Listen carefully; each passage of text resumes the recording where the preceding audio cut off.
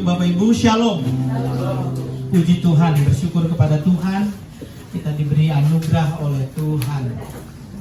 Saudara-saudara dikasih oleh Tuhan,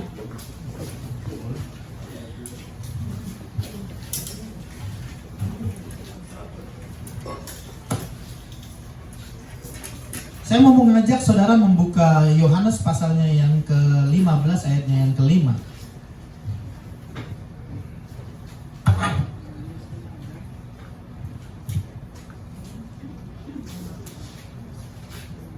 Yohanes pasalnya yang ke-15 ayatnya yang ke-5. Sekali lagi, Yohanes 15 ayatnya yang ke-5. Kalau sudah dapat, mari baca dengan saya. 1, 2, 3. Akulah pokok anggur dan kamulah ranting-rantingnya. Barang siapa tinggal di dalam aku dan aku di dalam dia, ia berbuah banyak. Sebab di luar aku kamu tidak dapat berbuat apa-apa. Puji Tuhan. Saudara-saudara terkasih, saya mau men-sharingkan kepada saudara tentang gereja kita. Tuhan yang memulai pekerjaan yang baik dan Tuhan akan meneruskannya dan terus akan menggenapinya, memeliharanya. Amin, saudara-saudara. Saya mau menyampaikan kepada saudara sebuah moto dari gereja Indonesian Living Bread Church yang baru dibangun ini. Motonya adalah persekutuan yang manis dan ibadah yang menginspirasi. Kalau saudara perhatikan tayangan flyer yang saya buat di Facebook semenjak masih kita bergabung dengan House of Glory, waktu itu kita masih House of Glory, siapa saja atau pengkhotbah siapa saja yang saya buatkan flyernya, saya itu menggumuli dan saya itu merindukan bahwa dalam ibadah kita saat itu sampai hari ini tentu adalah ibadah yang punya sebuah persekutuan yang manis dan ibadah yang menginspirasi. Kenapa ini penting? Saudara-saudara, orang bisa betah duduk di sini kalau dia merasa diterima, setuju ya? Kalau kita merasa nggak diterima, nggak diperhatikan, apa kita tidak dipedulikan kehadiran kita, saya pikir orang tidak akan tahan. Kita yang segini ini, yang sekarang yang segini seperti ini saja, kalau kita tidak membangun sebuah persekutuan yang baik, yang manis, yang saling menghormati, yang saling menerima satu dengan yang lain, pun kita hanya tinggal tunggu waktu untuk bubar. Nah, saudara-saudara, kenapa ini menjadi hal yang penting? Karena saudara-saudara, ketika kita membangun sebuah persekutuan, kita sama-sama untuk melayani pekerjaan Tuhan, maka kita harus menciptakan sebuah persekutuan yang manis. Dan itu hanya bisa dirasakan lewat hati, ya. Hanya bisa dirasakan lewat hati. Kadang-kadang, saudara-saudara, orang bisa duduk bersama, tapi hatinya menjauh. Kita bisa sama-sama senyum, tapi mungkin hati kita enggak. Ya. Nah, inilah yang perlu kita bentuk.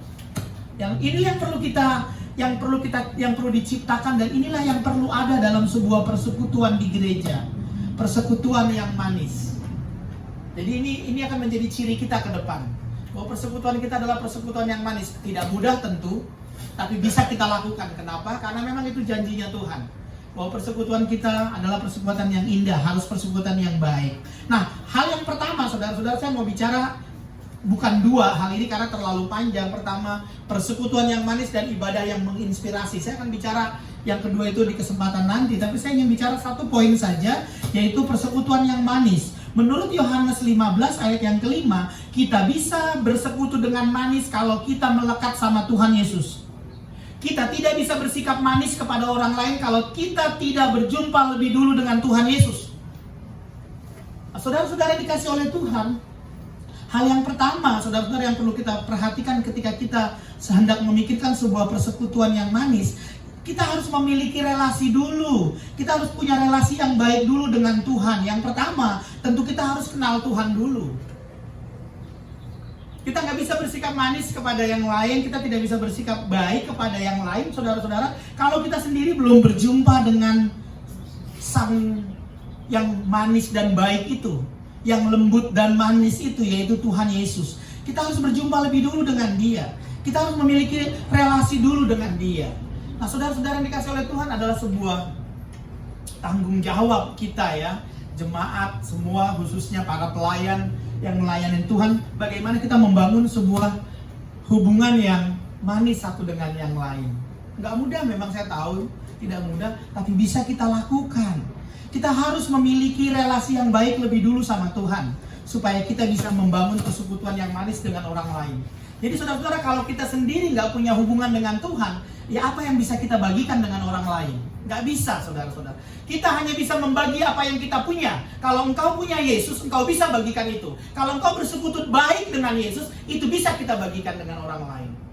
Jadi saudara-saudara, hal yang pertama, kita tidak bisa kita tidak bisa bersekutu dengan manis kalau kita sendiri tidak memiliki relasi yang baik dengan Tuhan. Saya percaya semua di sini menjadikan Tuhan Yesus sebagai juru selamatnya, itu baik, itu sangat bagus. Tapi yang kedua, saudara-saudara, seharusnya kita perhatikan bahwa kita harus memiliki relasi yang baik dengan Tuhan. Karenanya saudara-saudara, kita perlu punya hubungan yang baik. Di Yohanes 15 ayat yang kelima, kita cuma ranting dan kita nggak akan berbuah apa-apa kalau kita tidak melekat sama pokok anggur. Kita tidak bisa melakukan apa-apa, kita tidak bisa bersekutu dengan manis dengan orang lain kalau kita tidak melekat dengan pokok. Sebab ranting hanya bisa berbuah ketika dia melekat dengan pokok. Karena itu saudara-saudara, kita perlu punya hubungan, punya relasi yang baik dengan Tuhan. Saya bersyukur jemaat, khususnya ada beberapa pelayan yang saya tahu mereka punya doa pribadi. Saya bersyukur, itu bagus sekali, kembangkan. Lalu saya juga terinspirasi dari sebuah pelayanan di IGNC, saya ceritakan saja. Mereka punya pelayanan audio. Jadi mereka bacakan renungan harian, dibacakan. Tujuannya ya mungkin hanya membantu mereka yang kesulitan punya waktu untuk membaca. Memang kita harusnya punya waktu yang baik, kita punya waktu yang tertib, punya waktu yang disiplin untuk kita punya relasi dengan Tuhan. Misalkan pagi hari. Jadi saya cobakan itu di WhatsApp kita, ada di WhatsApp grup kita, saya cobakan ada renungan audio. Paling tidak saudara akan mendengar firman Tuhan dan saudara akan mendengarkan pujian. Waktu gitar itu datang, saya mulai pakai gitar. Saya cuma mau tahu seberapa di antara kita yang mendengarkan renungan yang dikirim di audio yang saya kirim. Boleh angkat tangan. Puji Tuhan cukup banyak, saya senang.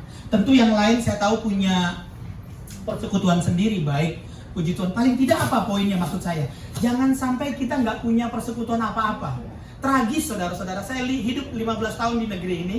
Saya tahu bagaimana beratnya bekerja di negeri ini. Pagi-pagi kita sudah harus buru-buru, pulang sudah babak belur badan, betul? Kadang nggak sempet, bener nggak?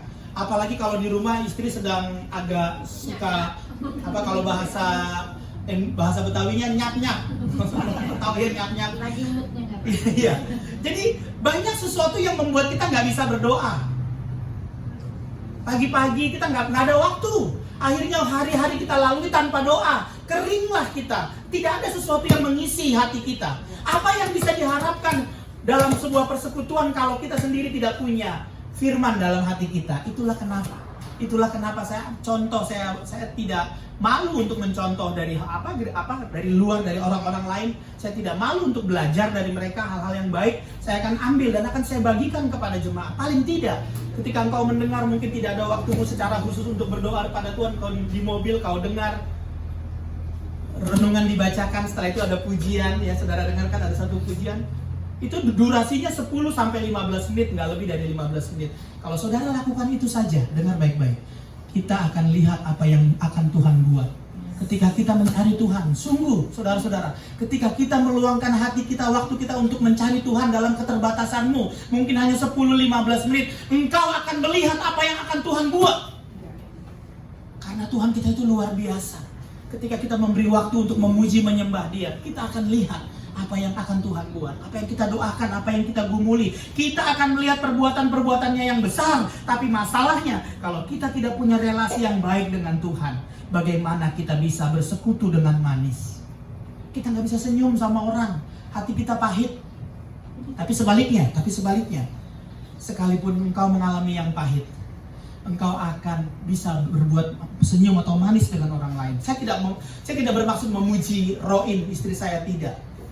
Sabtu itu adalah Sabtu terakhir saya membantu pelayanan IGNC, Pendeta Defenses.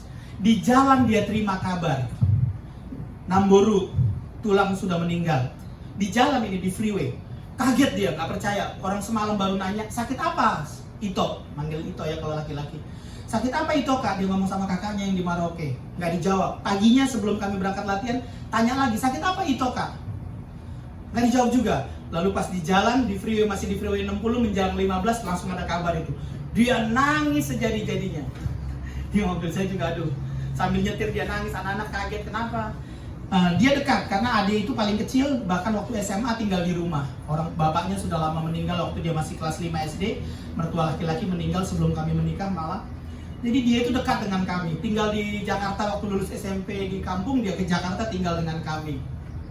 Selesai SMA dia merantau ke Ambon dan demikianlah ceritanya. Waktu dia nangis, dia tugas mimpin pujian hari itu di IGNC. Dia tugas mimpin pujian untuk besoknya mimpin pujian hari Minggu. Saya lihat dia begitu sedih, saya bilang, aduh, kalau saya ketemu Evangelis Shirley, saya akan minta tolong dia. Tapi beruntung dia nggak ada. Dia nggak ada, bukan beruntung sih maksud saya.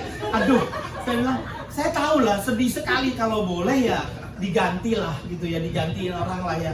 Tapi ini waktu sudah mepet dan mobil terus berjalan persis sampai jam 11 kurang 5, biasanya 11 kurang 5 saya nyampe di IGNC dan kita udah harus langsung latihan begitu.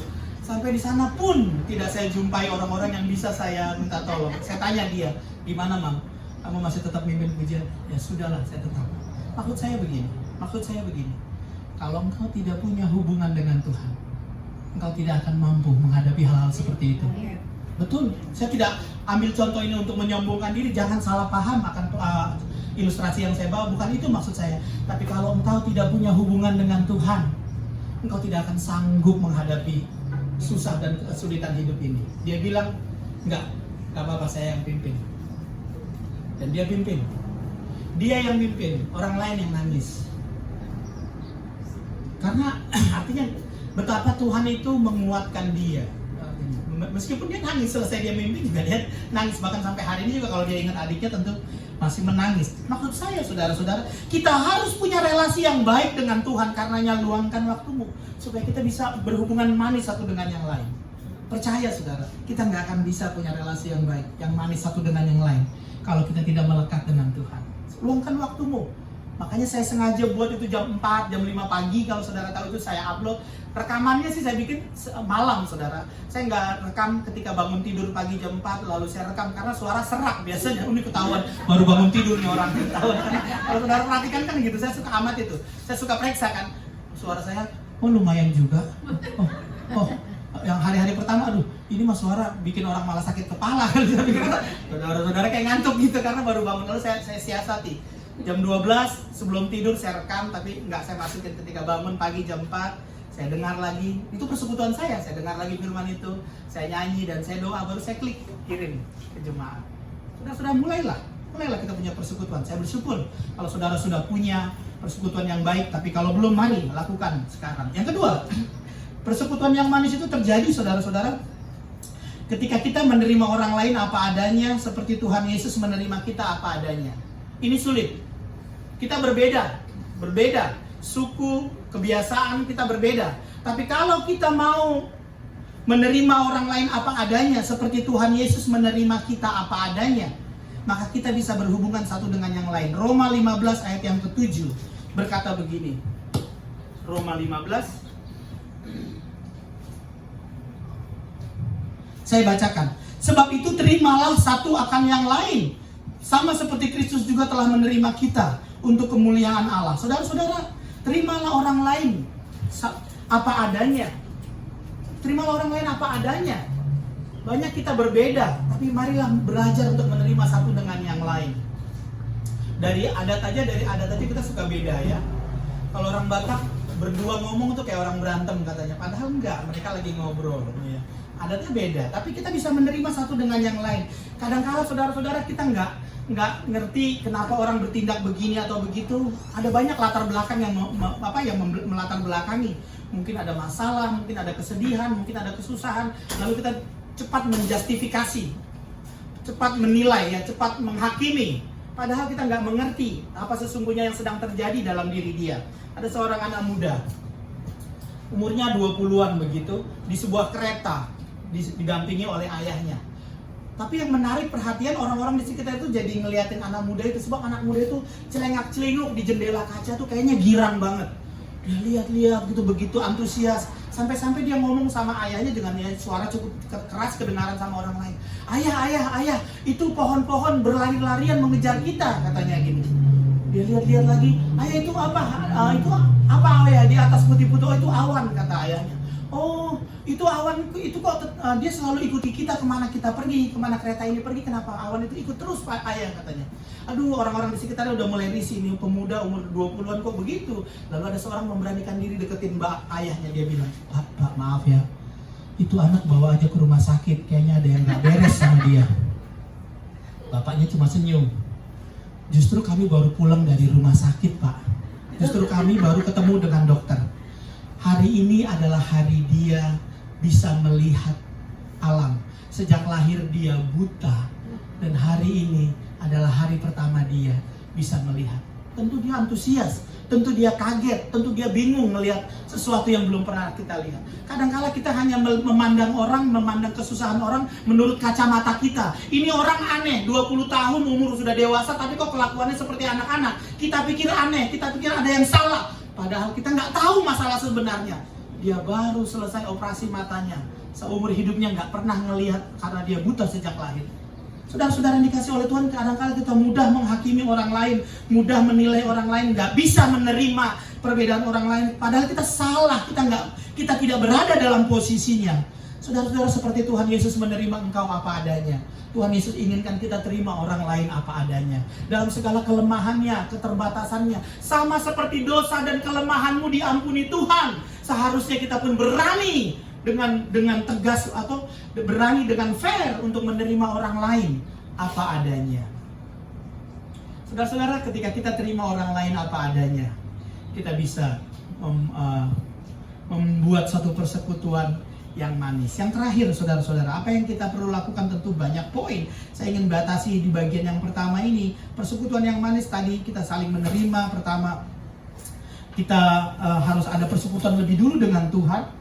Dan yang ketiga adalah kita harus saling membantu.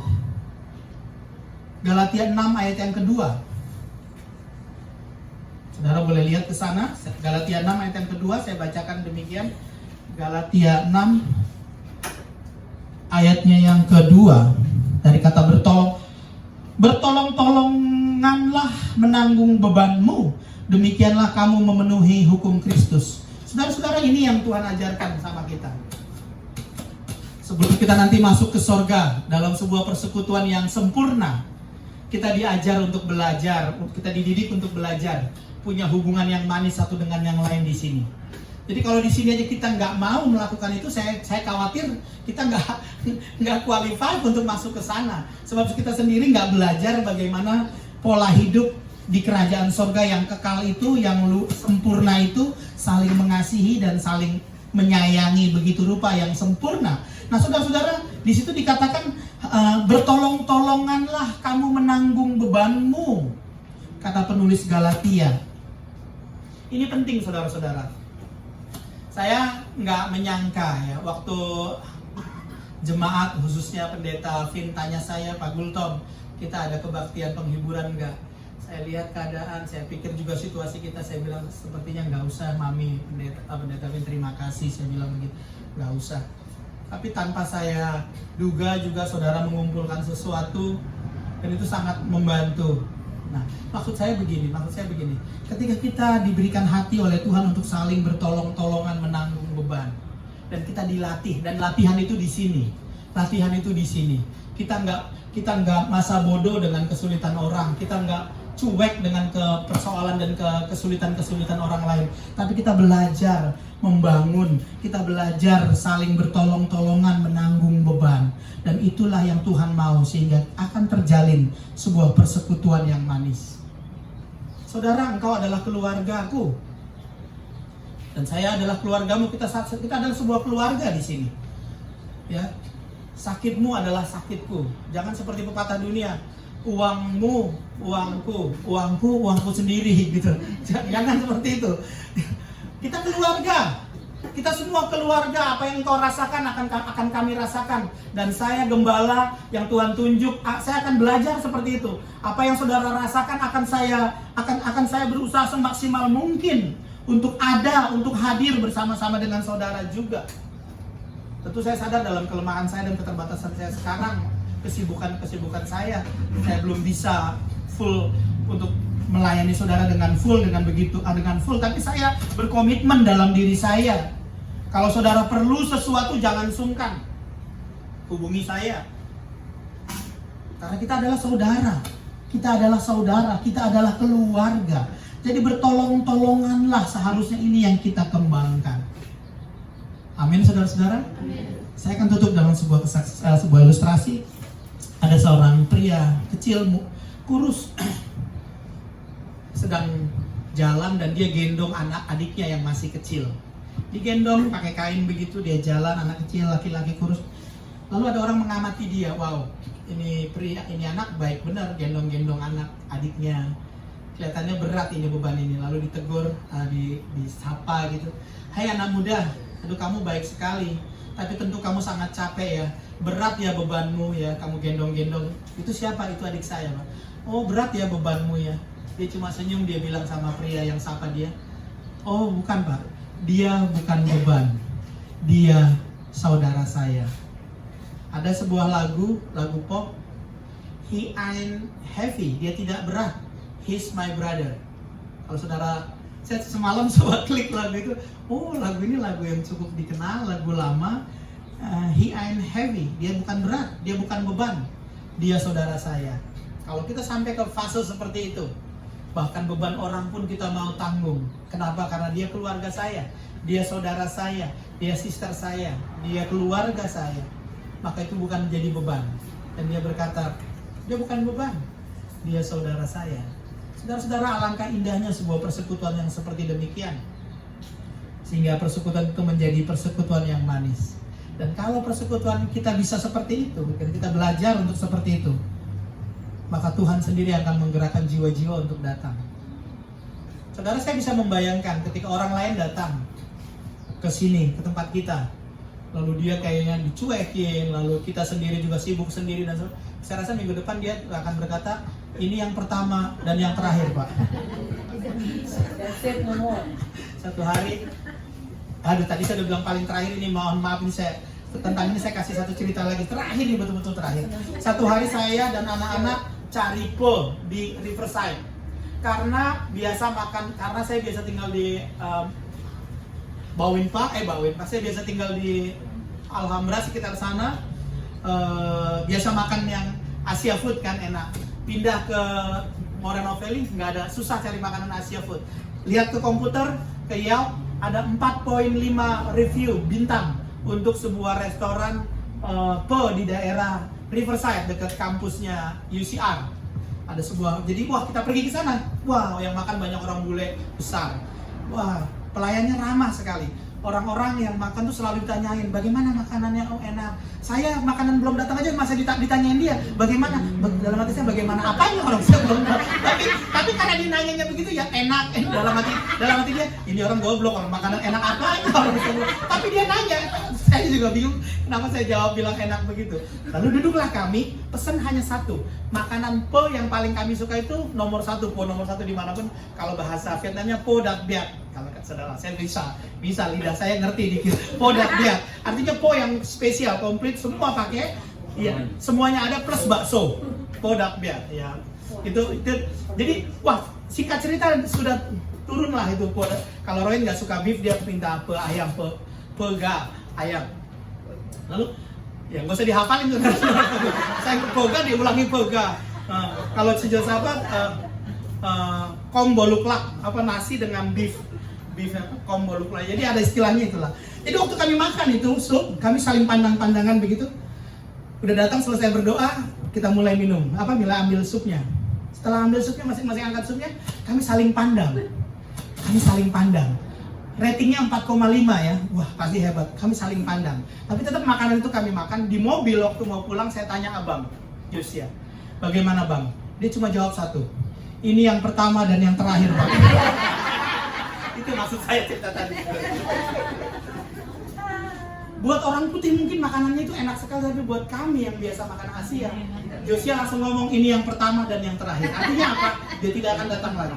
Saudara-saudara, jangan sampai orang luar datang kemari ke persekutuan kita, dan dia tidak merasakan apa-apa, dia nggak merasakan persekutuan, kita nggak perlu cari muka, betul. Jangan baik-baikin orang supaya dia tinggal, jangan, karena itu siasat yang tidak baik. Tapi kalau engkau punya persekutuan yang manis dengan Tuhan, dia akan merasakan, dan dia merasa welcome. Ini rumah rohaninya, rumah pertamanya di rumahnya, dan yang kedua rumah rohaninya adalah Indonesian Living Bread Church. Kalau kita punya kasih seperti itu, kiranya Tuhan memberkati kita. Mari kita berdoa.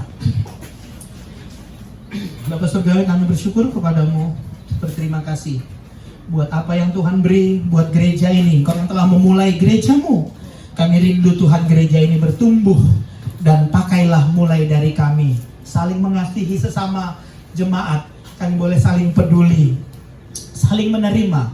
Kami terbatas, acap kali banyak kesalahan, tapi seperti Engkau mengampuni dan menerima kami apa adanya, mampukan kami melakukan firman-Mu. Dalam nama Tuhan Yesus kami berdoa. Amin. Saya mengundang tugas perjamuan.